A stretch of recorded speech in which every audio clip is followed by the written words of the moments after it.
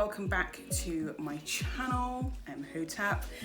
This video has been long awaited. Unfortunately, it is a very long video as well, but I do try to touch on some of my theories around the devil card and also give the correct correspondences, because I had a little bit of a moment with a particular design of a particular card. So I thought I would just explore that and kind of let you into some of the musings that I do as a magical practitioner and a theorist.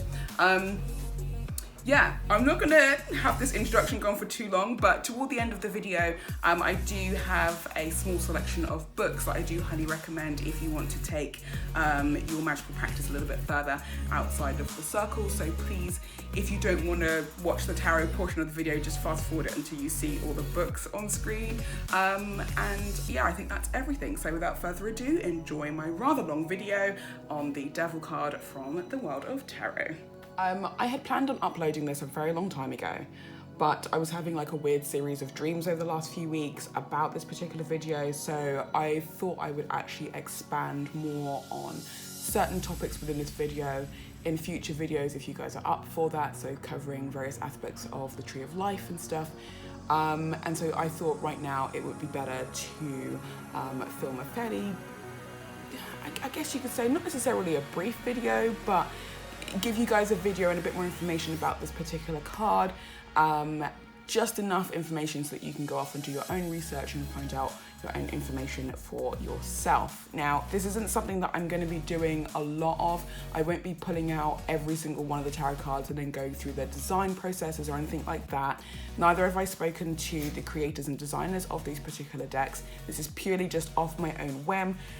This is going to be too much for me to do if I was to do that for every single card, but I will be exploring tarot in its more esoteric and occult forms and understanding. So if that's something that's interesting to you, please let me know. And I'd be more than happy to do like a few short, hopefully, and fun videos on how else you can apply and understand tarot outside of like the general knowledge and means, if that makes sense. So like putting them on the Tree of Life and discussing them very briefly, that type of thing. So if you guys are up for it, let me know. For this particular video, I'm going to be focusing on the Devil card, which is number 15 in the Major Arcana. It's one of my favorite cards, I think, because it's so in-depth. There's like a lot of interesting information that you can find about this particular card. There's a lot of interesting information that you can put together when looking at it from an esoteric and occult point of view. It's just a really cool card. There's a lot of other cards in the decks that I also absolutely love as well, but this is definitely one of like my top 10 favorite cards because of the profound and deep meaning, and also the contextual, like the historical contextual aspect of what the devil actually represents and how the meaning of who the devil is and what he's represented and what his correspondences are and how they've changed so much over the last few centuries. So I absolutely love this card because it's so incredibly in-depth, and it's just, I don't know, it's just a very intriguing card. But the reason why I wanted to do this particular video was because when I got the Lightseer deck a few months ago, I was going through each and every card and sort of trying to get used to the imagery on each one, trying to, I guess you could say, sort of define and determine my own personal understandings of each card before I then have a look at what the designer actually wanted. And most of the time when I get tarot card decks, I don't really read the book because I already know how to read tarot and I tend to go off intuition more than anything.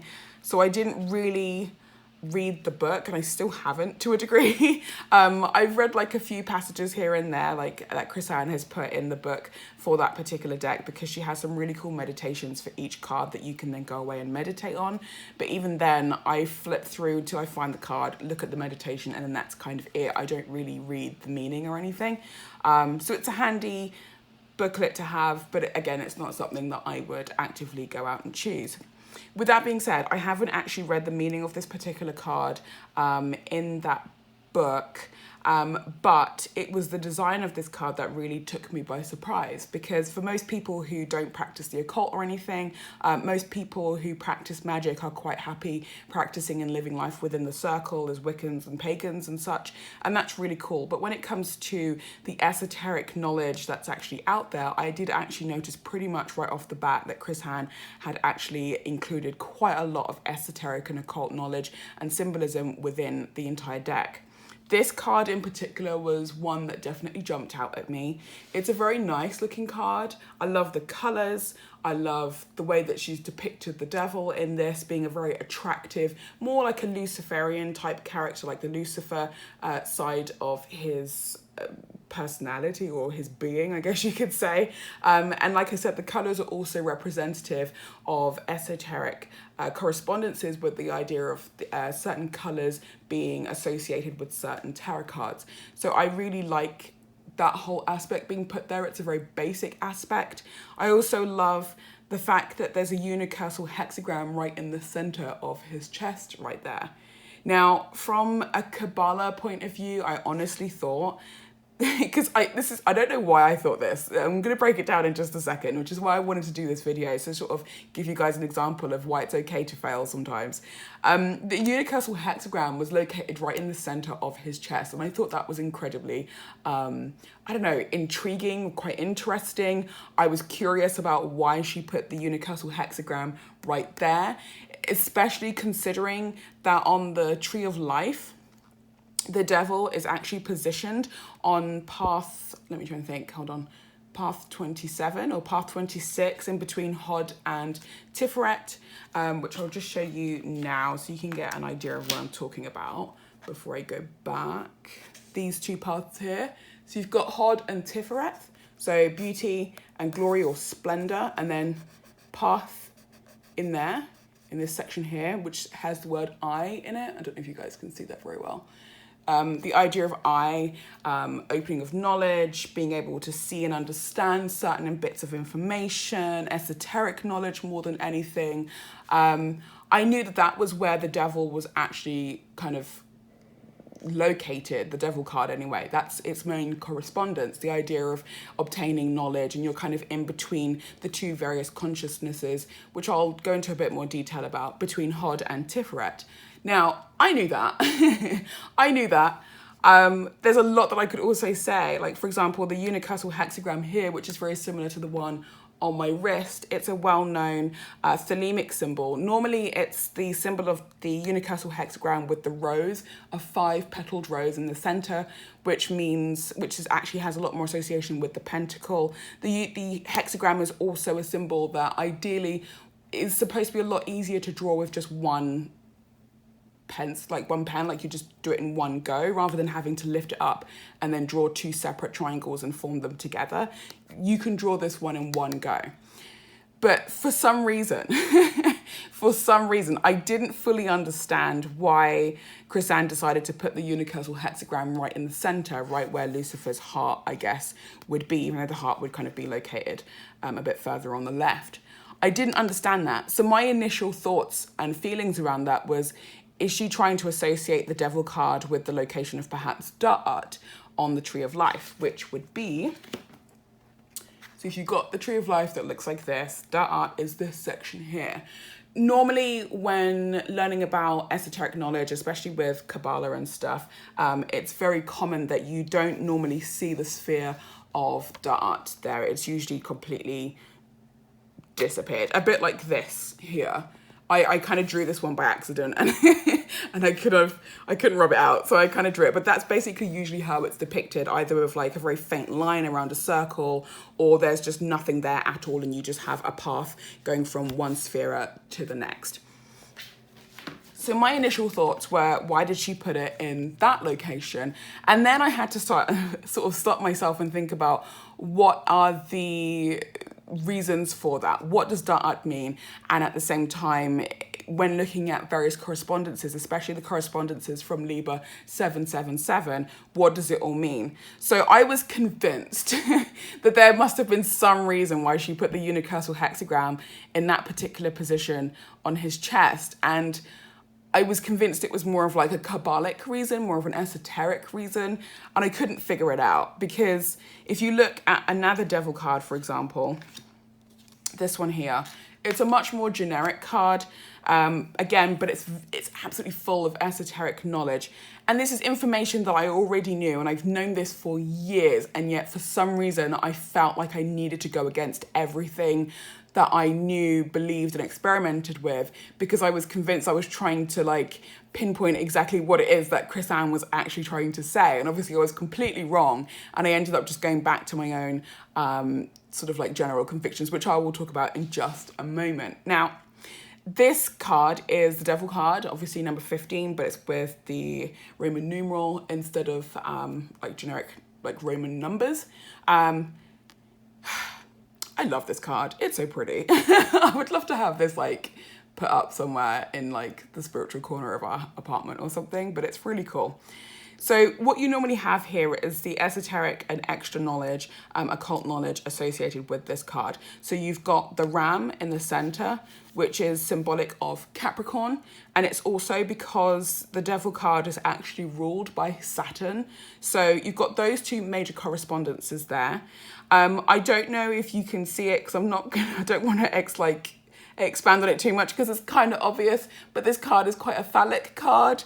Don't know if you can tell. I'm assuming that you can, so I won't go into too much detail about that. And then at the same time, it's just a well kind of like rounded card. It's really simple, really easy to understand. You know exactly what colors are being used in here. You've got the blue, black, the indigo, the black, and the gray, which again is kind of similar to some of the colors in this particular card. So as far as like correspondences and stuff go, you've got the letter of iron just there. You've got tons of esoteric knowledge imbued in this particular card.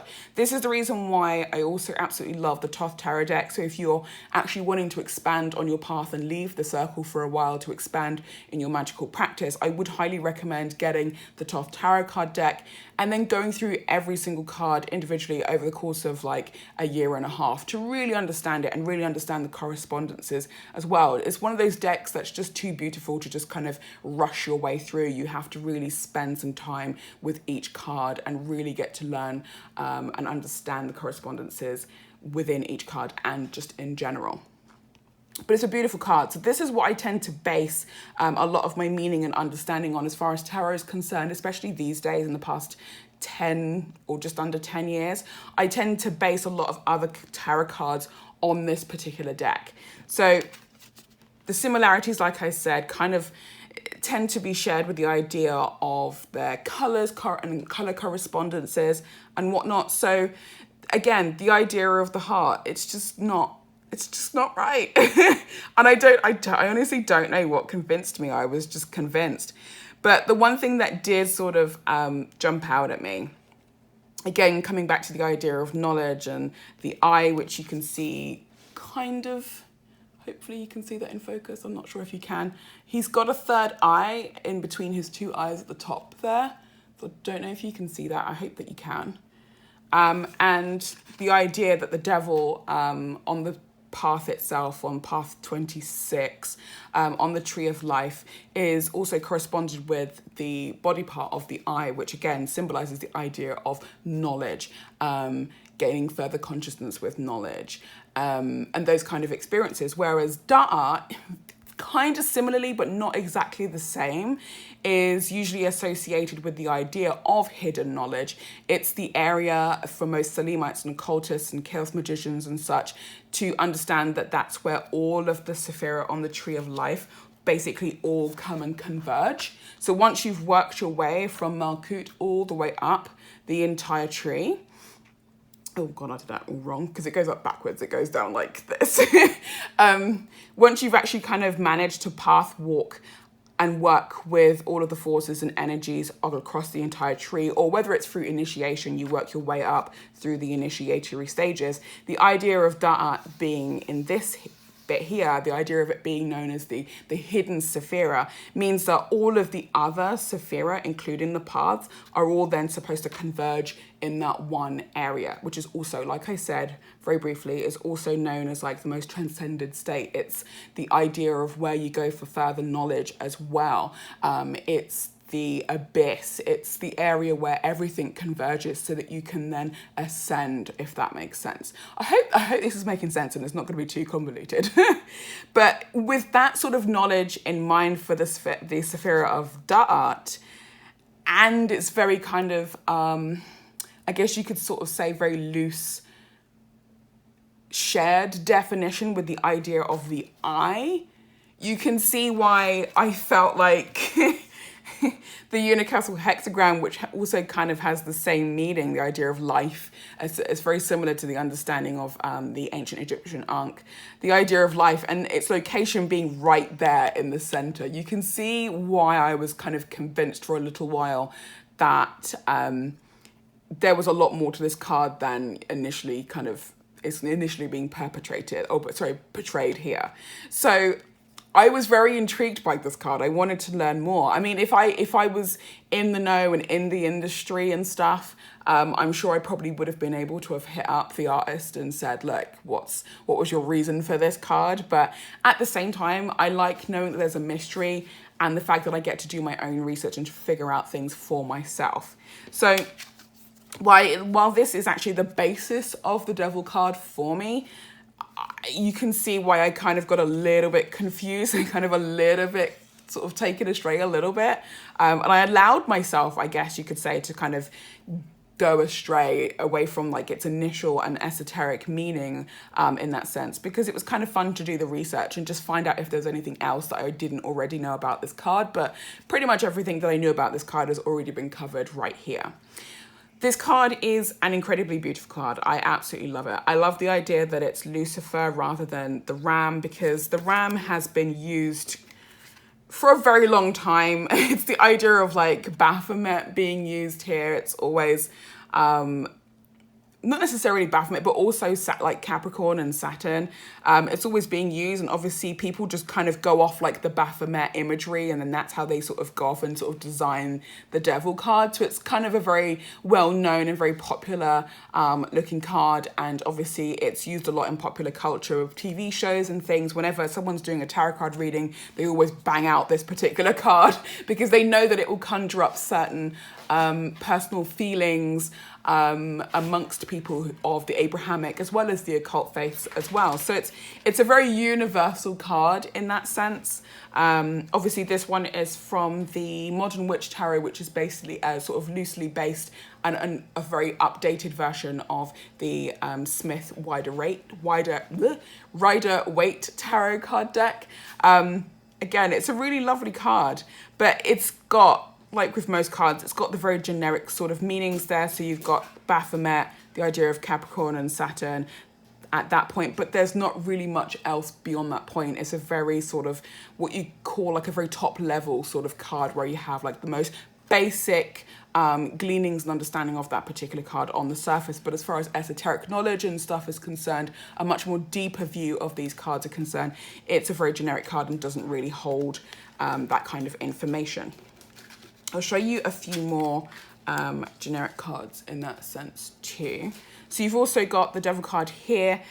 This is from the Fountain Tarot, which I absolutely adore. The artwork is beyond stunning and breathtaking. It's a deck that I find that whenever I read with it, I do sometimes feel like my breath is being taken away, and I think it's because the art, alongside the fact that I'm also channeling, is just incredible. So I absolutely love it. So in this sense, this has a bit more of an esoteric sort of like a lean to it, I guess you could say. The idea of like the shadow and the light. Again, that's to do with the location on the Kabbalah with the eye, as well as the meaning of the devil within esoteric understanding and correspondences. The idea that you're supposed to then be able to work with both the shadow and the dark aspects of the self. The idea that you can make up your own rules, be your own person, find that freedom if and when you want it, find that extra knowledge, learn from your experiences. You're not going to know unless you go out there and try and experiment with things. That's the whole idea that's kind of been put down as well, I guess, by most Luciferian texts and understanding as well. But you do so with I guess you could say, the need to continue learning and to educate yourself. The whole idea of experimentation, you learn by what you see and what you feel. So that's why it has such a heavy correspondence with the eye and with the idea of knowledge, as well as hidden knowledge, I guess, in a way. I don't know, I'm just kind of going off it again because I still feel like there's an element of dark art here, but I guess that's because a lot of correspondences tend to share a lot of their definitions and understandings with each other. That's just language. That's just magic for you. But I do also really love that card. It's a very, very in-depth card as well. I absolutely love it. And then you've got two more here. So you've got the Devil card from the Mystic Mondays deck. Again, very generic. I wasn't entirely sure why it was depicted with a woman this time around. I don't know whether that was a feminist thing or whether it's because the path of the devil on the Tree of Life is located between Tiferet and Hod, and Tiferet being corresponded with the idea of beauty and Christ consciousness. It's a very kind of... I guess you could say like a feminine Sephira, like the feminine energies are kind of in there. So I don't know if that's purely because of that, but even then it's meant to be a path. But I guess that's why I like the stairwell. So it kind of represents the path for me anyway, between Tiferet and Hod on the Tree of Life. So again, another very generic card. I'll put that one here. And then you've also got the Devil card here from the Synesthesia Tarot. This is a very, how can I describe it? This particular deck, I'm going to do another flip through of this deck at some point because my initial video was kind of terrible. I just moved. I had like no equipment.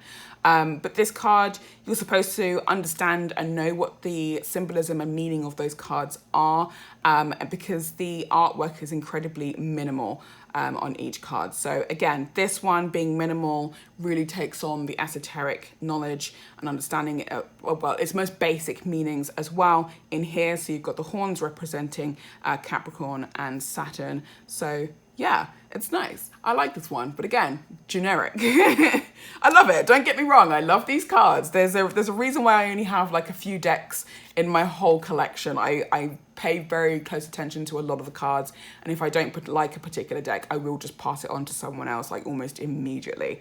But yeah, these two just happen to be the most in-depth cards, and this was the card that basically started it all, like this whole need to kind of research and just share this information with people.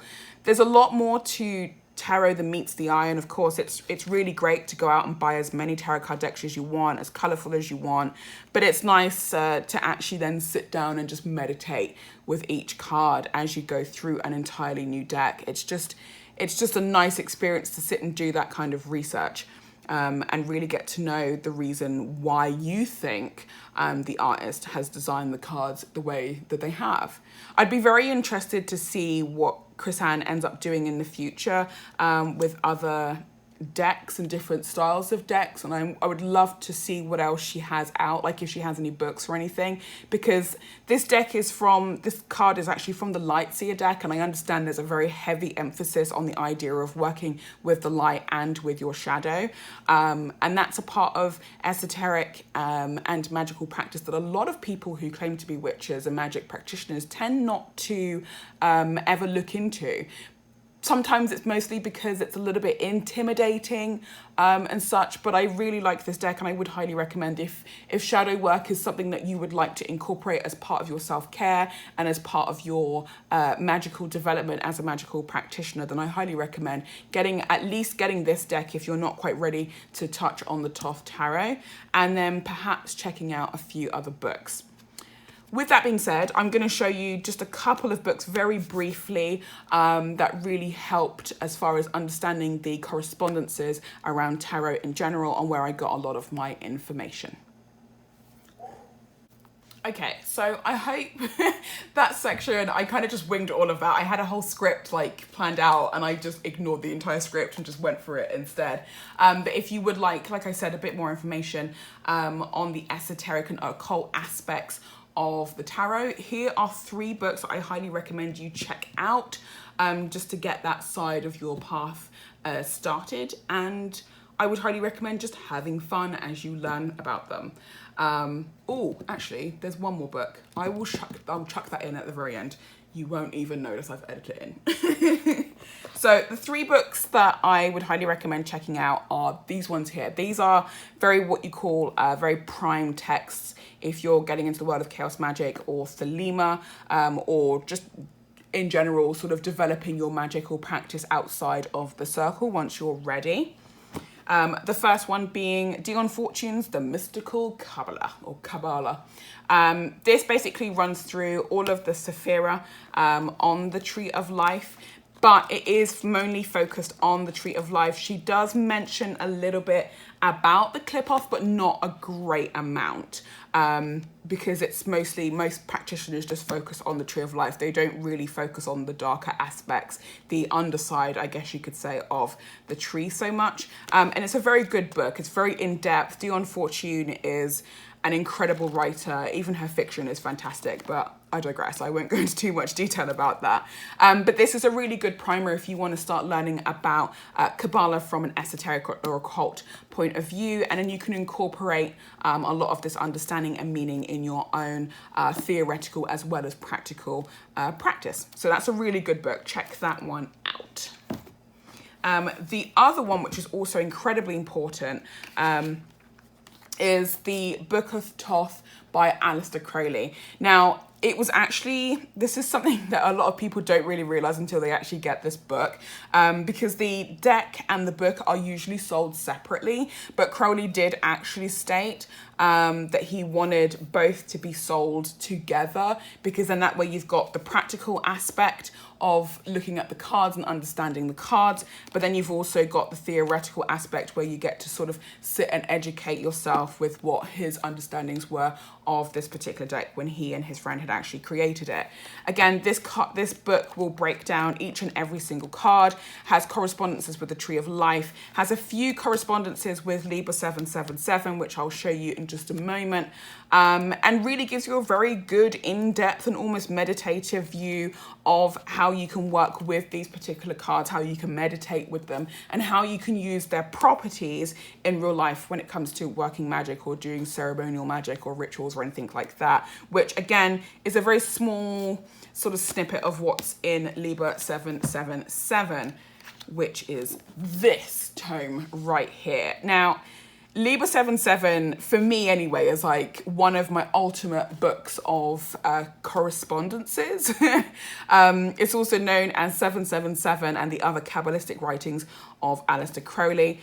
Again, the idea of the Kabbalah is mentioned in here. You've got various theories and ideas and philosophies around Kabbalah and how you can embody it as part of your magical practice and development. Then you've got the very, very long and chunky but very precise list of correspondences in here as well. So it goes from colors to tarot card correspondences, words, phrases, planets, you name it, numbers. They're all in here and it's absolutely fantastic. And the funny thing is as well, with a lot of correspondences today that you find in most more sort of like pagan and sort of like much more friendly neo-pagan information, a lot of it is based on the correspondences that Crowley shares with his readers in here. So I thought that was quite something as well. Some of the colors that are actually associated with the Devil card are listed in here. Like I said, you've got the indigo, the black, you've got the black grey, and you've got the black blue, which are indicated in this card, like across the staff here. You've got the indigo up here, you've got the greys and everything all in here. I thought that was quite telling with Chris Ann's idea here. But even though it's a lot more turquoise and a lot more green, you still have the black elements of blue in the hair, and then you have the grey individual down at the bottom here. So yeah, I mean, even if you want to go far away and kind of go astray from all of that esoteric knowledge, there's always a guarantee that you will always come back to something like Liber 777 because of how informative and how in-depth it actually is. It's actually kind of a handy book to have. So if you're someone who likes having books and books and books on correspondences, that's definitely one book that you'll need as part of your collection.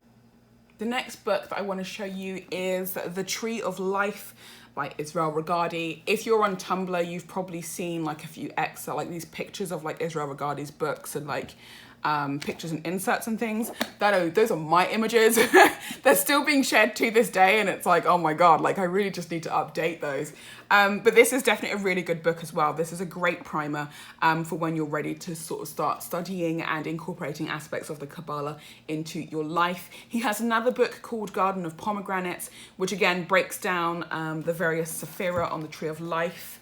And how you can incorporate them into path working and shadow work as well. He was a psychologist throughout his entire life, and he breaks it all down wonderfully for you with really great exercises, and it's a lot of fun, and it's just very in-depth, and he's very full of knowledge. He's probably one of the most underappreciated occult writers out there, but I absolutely highly recommend checking out all of his works. His works are very approachable, they're very easy to grasp and understand, and it just feels nice and gentle. It just feels like a nice person is sitting down and explaining things to you. It's just he's just a really cool author, and it's just a really fantastic book as well. So that's one book that I would highly recommend.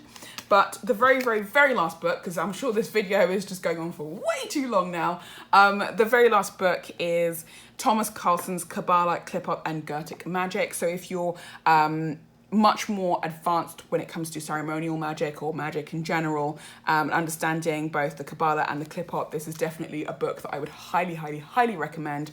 I almost cried when I thought I left this in England. I was like, no, I'll never get it again. But this is an absolutely fantastic, and again, another very underrated book within the world of understanding Kabbalah and the Qliphoth and Goetic magic. So yeah, check it out. I think that's pretty much everything. So yeah, check it out. Okay, so you've managed to get through half an hour, just over half an hour's worth of information. I hope that wasn't too crazy or too weird for you or too much, but I would love your feedback. If there is anything that you would like me to elaborate on, by all means, let me know in the comment section, and then it could be a future video. But this is actually one of the first videos as being part of like the Conjuring table kind of series, I guess you could say, where people can just pick a topic, explore it in their own ways, plus using theoretical knowledge that's already out there, and just basically having a nice little discussion and having fun with various magical topics. So yeah, that's everything that I kind of wanted to cover for the particular card from the tarot, which is the devil. Yeah, so thank you for making it this far. Please be sure to follow me on social media. Also, my husband and I have now launched our esoteric podcast, which is known as The Start and the End. So all links to that will be down below, and we are now also available and on Apple Podcasts. So yeah, I'm gonna get back to doing my magical musings. Bye, and my chat.